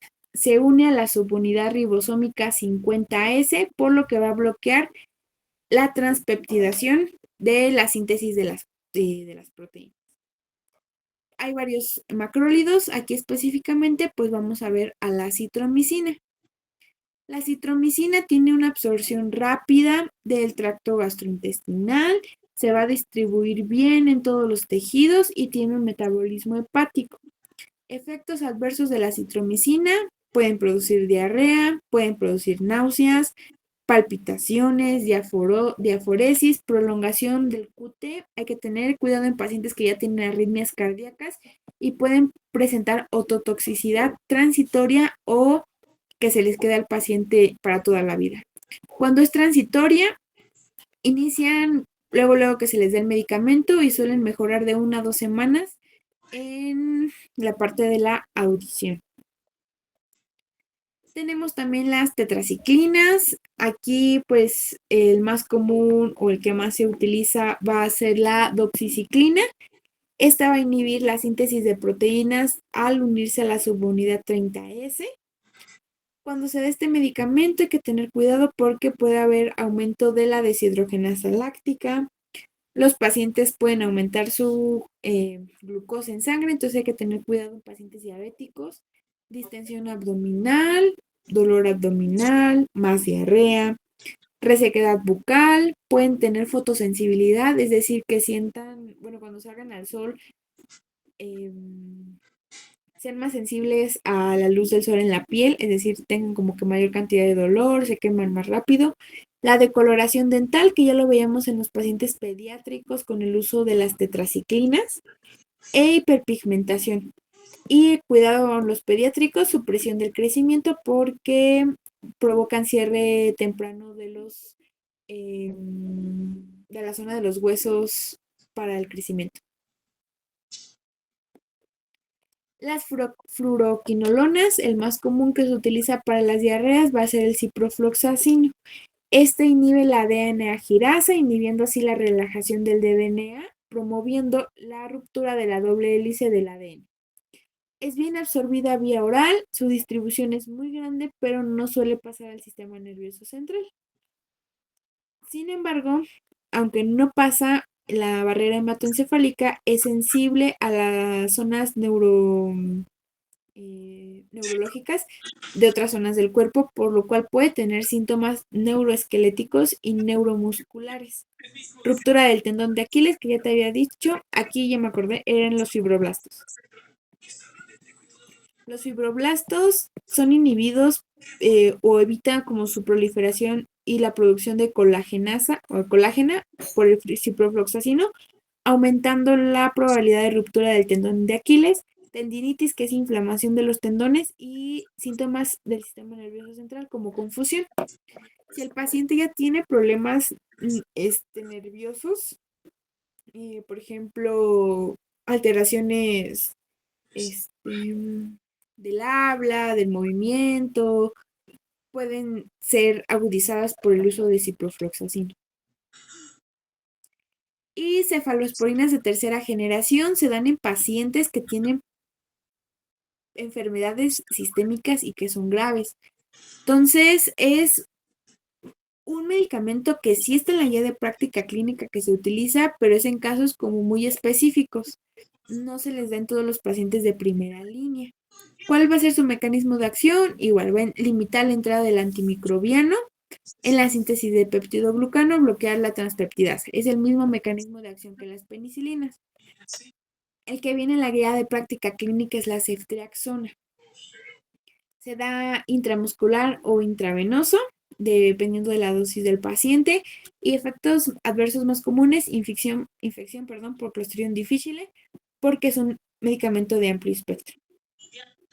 Puede producir anemia hemolítica, reacciones de hipersensibilidad. Si el paciente se le da en un paciente pediátrico, se puede producir kernicterus, que es aumento de las bilirrubinas, y estas van a la zona del cerebro y producen toxicidad. Pueden presentar diarrea, aumento de las enzimas hepáticas, pero de la ALT, y disminuye la AST. ¿Alguna duda de los tratamientos para las diarreas?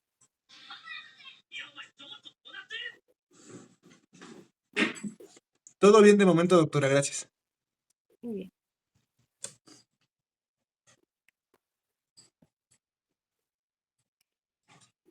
Ahora vamos a ver otros fármacos que también se pueden dar en los problemas gástricos de manera general, que son los procinéticos y los antiespasmódicos.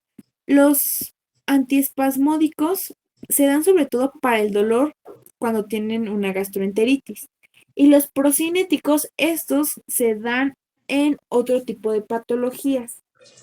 Se dan principalmente para aquellos pacientes que tienen retardo en el vaciamiento gástrico.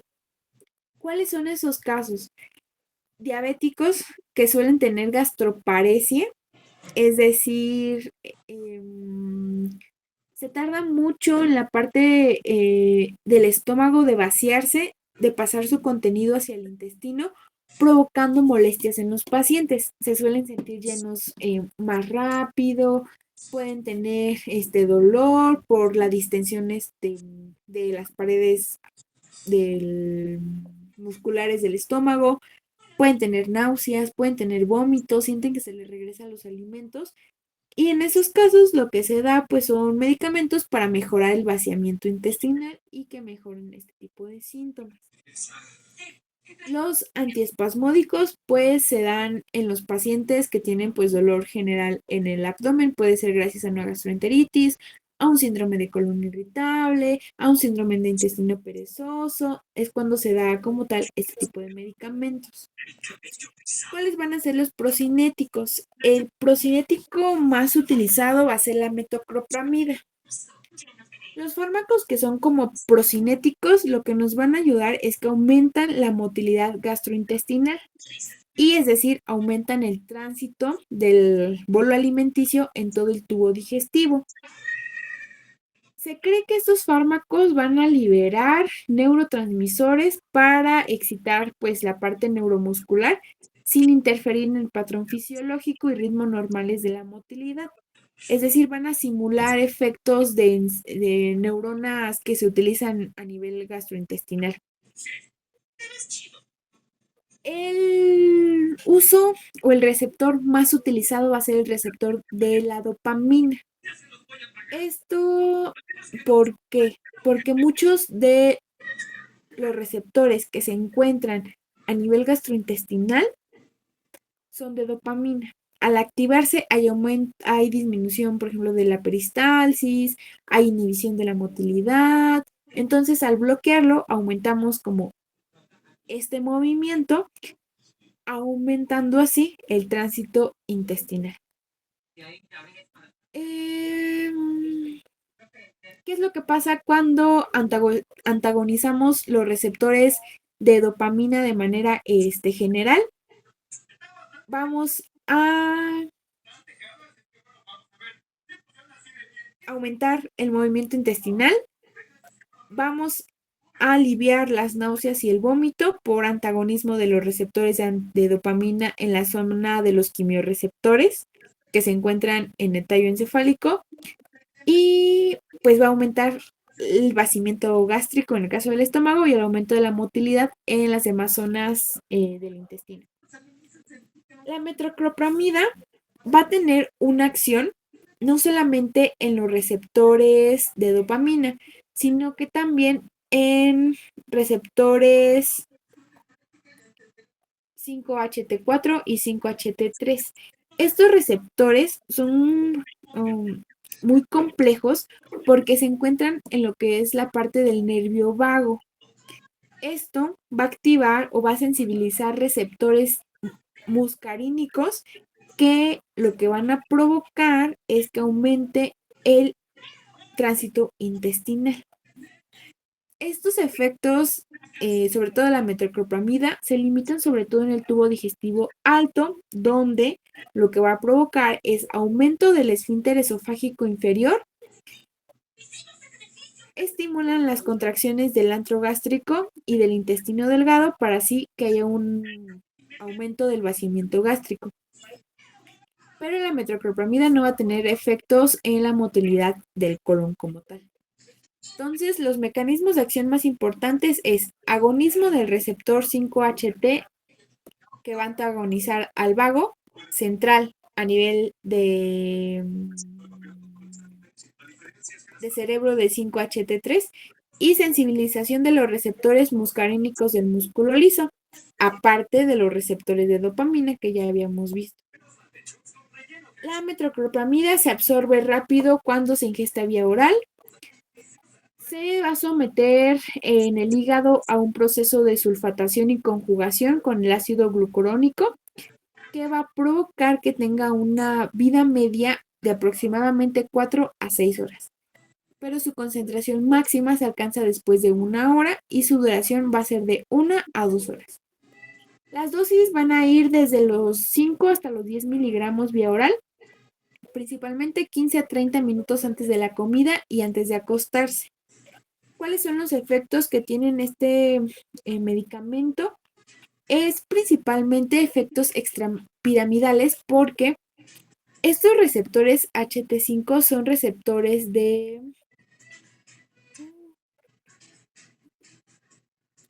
Se me fue el nombre, pero...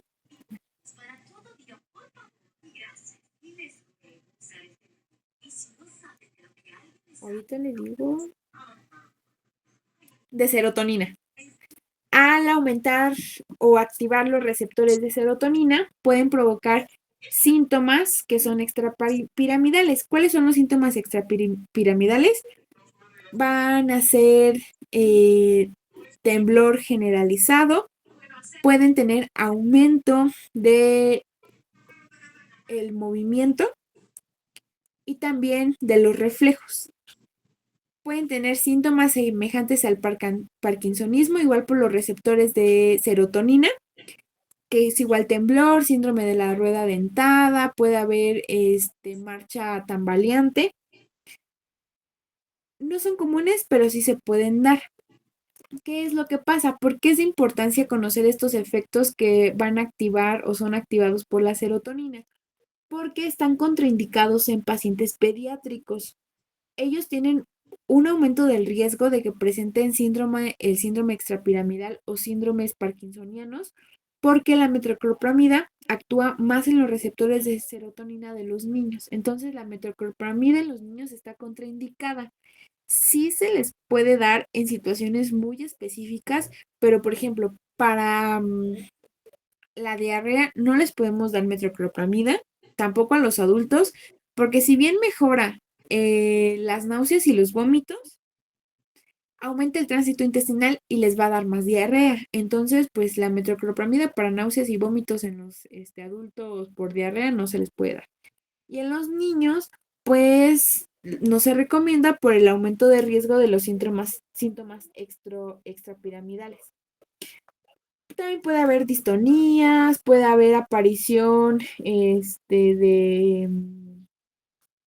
de ansiedad, de depresión, prolongación del intervalo QT, entonces hay que tener como cuidado con los pacientes que tienen ya problemas cardíacos. En algunos casos puede causar galactorrea por igual activación de los receptores de serotonina y también porque la dopamina es un inhibidor de la liberación de la prolactina. Entonces, al bloquear la dopamina, ya no hay quien bloquee la prolactina y puede haber secreción mamaria de leche.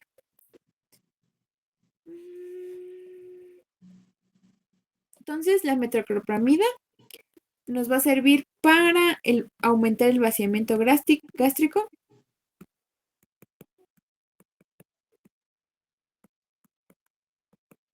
pero también nos sirve para las náuseas y los vómitos. ¿Sale?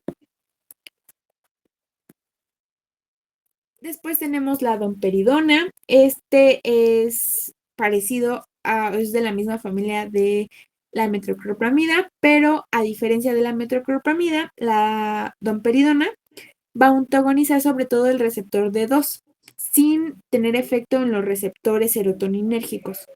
Por lo demás, todo va a ser igual a la metoclopramida. Antagoniza al receptor D2, provocando aumento del vaciamiento gástrico, aumento de la motilidad intestinal. Se va a absorber con rapidez, alcanza su concentración máxima en 30 minutos y tiene una vida media de 7 horas. Los metabolitos se excretan en las heces y en la orina. Este medicamento se le da, pues, se puede dar dosis leves que van de los 10 miligramos 3 veces al día, pero si no mejoran los síntomas, podemos aumentar a 20 miligramos 3 veces al día si es que el paciente pues así lo necesita. Aunque no cruza la barrera hematoencefálica, puede producir efectos igual extrapiramidales y efectos en las partes del sistema nervioso central que carecen de esta barrera, como el hipotálamo, regulando así también el vómito, la temperatura y la liberación de prolactina. No tiene efectos significativos en la motilidad del intestino del tubo digestivo bajo, pero puede provocar en los pacientes igual evitar el vómito, puede tener alteraciones en la temperatura y también puede producir galactorrea.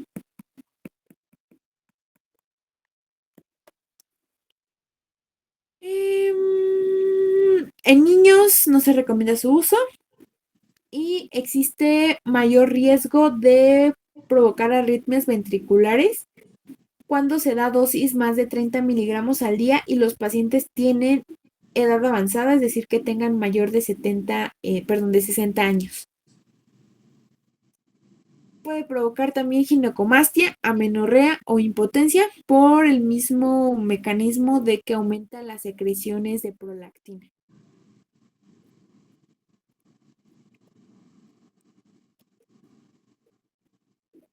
Otros medicamentos que pueden ayudarnos con el vaciamiento gástrico, por ejemplo, puede ser la cisaprida. Este se utiliza más en la parte de reflujo gastroesofágico, no tanto en la parte como de procinético. Lo que va a hacer la cisaprida va a ser agonizar los receptores de serotonina, que son los 5-HT4. Es decir, va a estimular la actividad de las neuronas que se encuentran en los músculos del tubo digestivo y puede estimular de forma directa pues al músculo. Este es el procinético más frecuente, pero en Estados Unidos ya está como contraindicado. Aquí en México todavía lo tenemos en el mercado y es el que más se utiliza para enfermedad de reflujo gastroesofágico. Este tiene mayor cantidad de riesgo de producir arritmias cardíacas graves y a veces letales, como la taquicardia ventricular, fibrilación ventricular y la taquicardia ventricular polimorfa. Puede prolongar el QT y lo que hace más la cisaprida es aumentar la presión del esfínter esofágico superior, evitando así que se regrese el líquido gástrico hacia el esófago, evitando así el daño por reflujo gastroesofágico. Es de los que más se utiliza, pero pues hay que tener cuidado, sobre todo como procinético en pacientes que tengan muchos factores de riesgo cardiovasculares. Los antiespasmódicos, estos se utilizan sobre todo para el dolor intestinal. Los más utilizados van a ser los anticolinérgicos. ¿Por qué? Porque los anticolinérgicos lo que van a hacer es antagonizar, es decir, van a bloquear al receptor de muscarina que se encuentran en el intestino, provocando disminución de la contractibilidad y produciendo así menos contracciones intestinales, lo cual va a disminuir el dolor. El más utilizado va a ser la iosina, o también que se conoce como escopolamina o butiliosina. Va a bloquear los receptores muscarínicos de acetilcolina en el sistema parasimpático del músculo liso, evitando también la producción de las glándulas secretoras. Las dosis que se puede dar para este tipo de medicamentos van a ser de 10 a 20 miligramos, 3 o 5 veces al día, máximo podemos dar 60 miligramos al día. Y los efectos adversos es por sus receptores anticolinérgicos, que es la boca seca, el mareo, los pacientes se pueden sentir agitados, pueden sentir confusión y pueden presentar dilatación de las pupilas, que es la midriasis. También tenemos los antiserotoninérgicos, que van a tener una actividad tanto opiácea como antiserotoninérgica. Van a reducir la motilidad intestinal, pero la normal. Es decir, van a intentar cómo mejorar la parte de las contracciones intestinales, pero que están asociadas a eh, como tal, como a cambios fisiopatológicos de las contracciones musculares de la mucosa.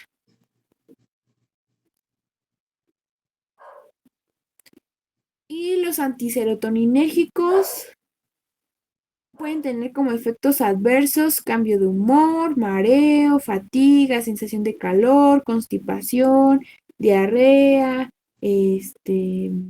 dispepsia. Y el más común que se utiliza en estos antiserotoninérgicos, pues va a ser la cisaprida.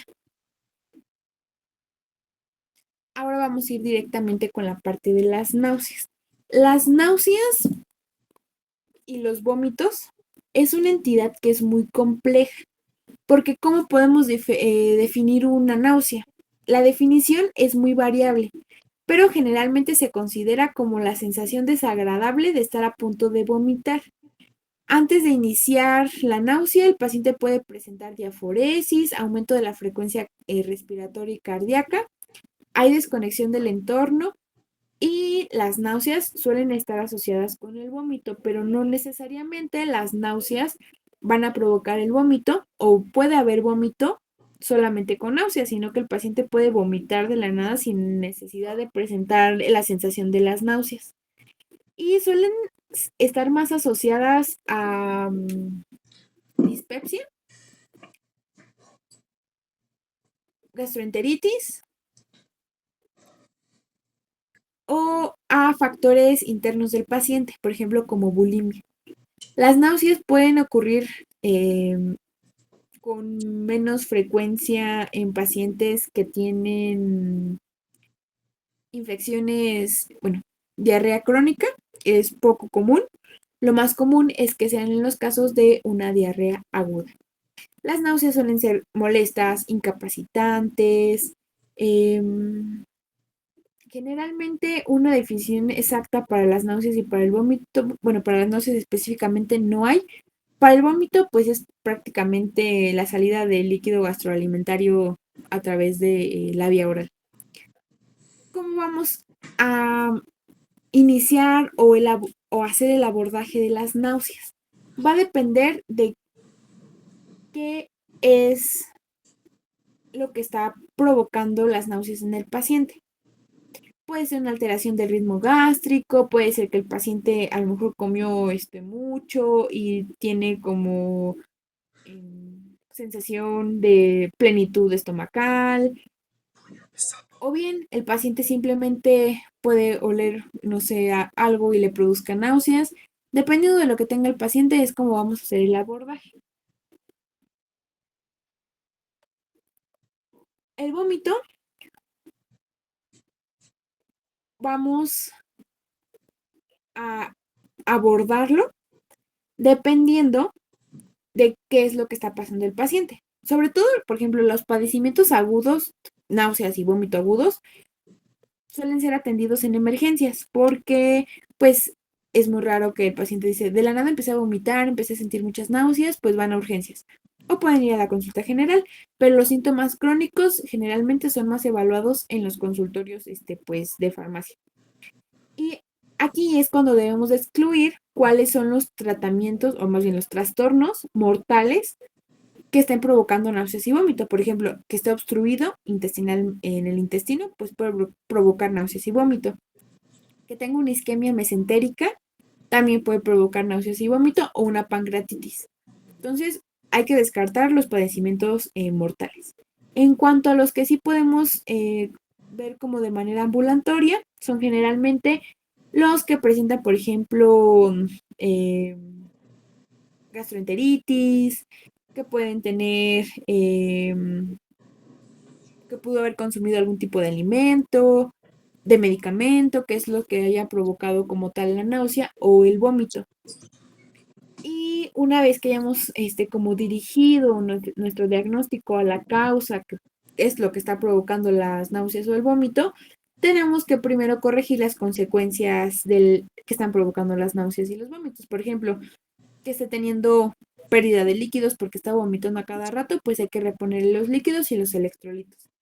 Y una vez que ya encontramos el diagnóstico, pues hay que hacer una terapia dirigida cuando sea posible. Si está obstruido, pues hay que meterlo a cirugía. Si es por un medicamento, pues hay que suspenderlo. Y así es como vamos a ir tratando las náuseas y los vómitos. Pero en los casos en los cuales no podemos encontrar una causa, o por ejemplo la causa es por una infección, podemos dar algún medicamento para que mejoren las características de los síntomas del paciente. ¿Cuáles son los medicamentos que más se utilizan para las náuseas y el vómito? Va a depender de la etiología. Si es para pacientes con gastroenteritis aguda, se les recomienda el ondansetron. Este va a ser un activador, más bien, un antagonista del receptor de serotonina de 5-HT, tanto periféricamente como en las terminaciones nerviosas vagales, tanto en el sistema nervioso central como en la zona del quimiorreceptor que está provocando el vómito. Su acción es muy rápida, inicia en 30 minutos, su absorción oral pues es del 100% y su metabolismo es hepático. Se le da el tratamiento al paciente con ondansetron. Podemos iniciar con dosis de 8 miligramos en los adultos, 4 miligramos en los niños mayores a 2 años. Hay algunas que son que no se tienen que tomar el paciente la pastilla, sino que se absorben directamente en la boca. Se recomienda en los niños y en los adultos 8 miligramos. Y posteriormente podemos descender a 4 miligramos cada 8 horas por al menos 3 o 4 días hasta que hayan disminuido los síntomas de las náuseas y los vómitos. Se puede utilizar el ondansetron para el uso de náuseas por quimioterapia, sí, pero no serían los de primera línea. Pero de todos modos, sí se puede utilizar cuando no hay ninguna otra, algún otro medicamento alterno. Tenemos también los antihistamínicos. Estos van a actuar en los receptores aferentes vestibulares del oído y dentro del tallo encefálico a bloquear el receptor de histamina, provocando así los síntomas nauseosos asociados a la parte vestibular. Los antihistamínicos se utilizan más para mareos y náuseas y vómito en los casos, por ejemplo, de viajes en carros, porque actúan más en la parte vestibular que es del oído.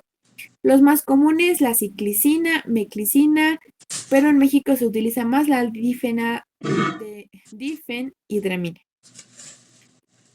Dosis puede ser dosis única, dependiendo de la concentración, puede ser de 10 miligramos, nada más se da una sola dosis en los pacientes, En el caso, por ejemplo, 30 o 20 minutos antes de que se vayan de viaje, se puede dar y pues mejora la parte de las náuseas y de los vómitos. Los otros medicamentos sí están en el mercado, no todos están en México todavía, pero aquí es sobre todo la difedrinamina.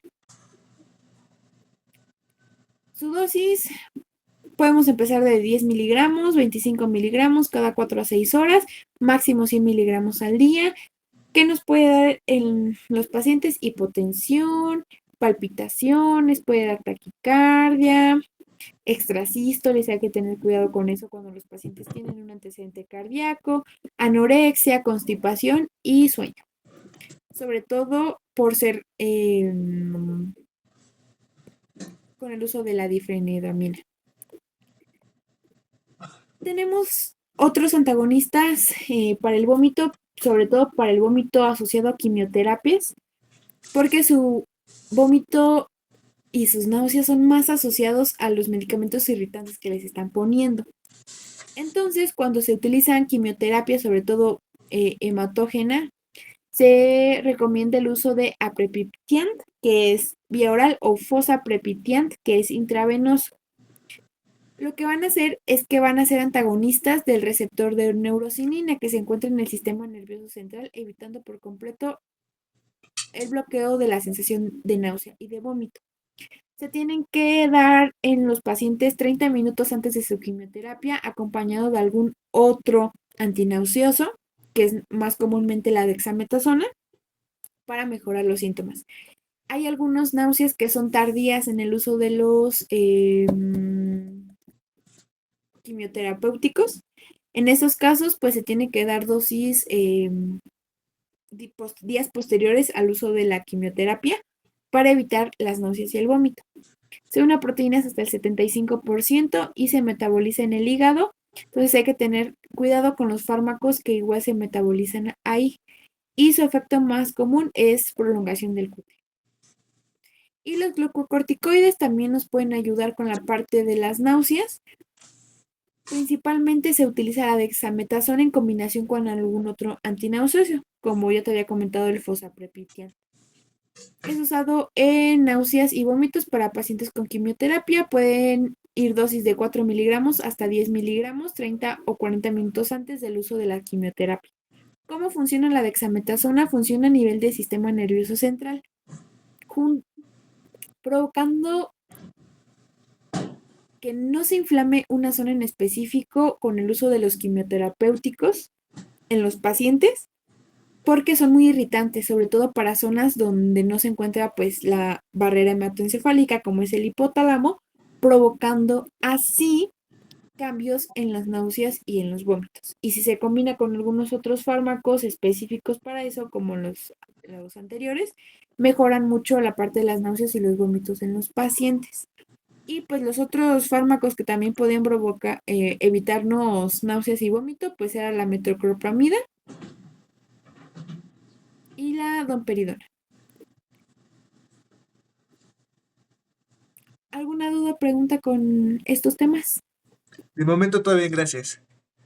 Muy bien, entonces ya con esto terminaríamos el día de hoy y el día de mañana pues tocaría, yo creo que hacemos lo del repaso de los antimicrobianos antes, o sea, de las penicilinas, cefalosporinas, antes de que iniciemos con los antibióticos específicos que siguen, que me parece que eran los de tuberculosis y el de los, no recuerdo el otro, creo que era parásitos, algo así. Sí, claro, sin Listo. problema. Entonces, nos vemos el día de mañana. Claro que sí, doctora, muchísimas gracias. Una Hasta luego.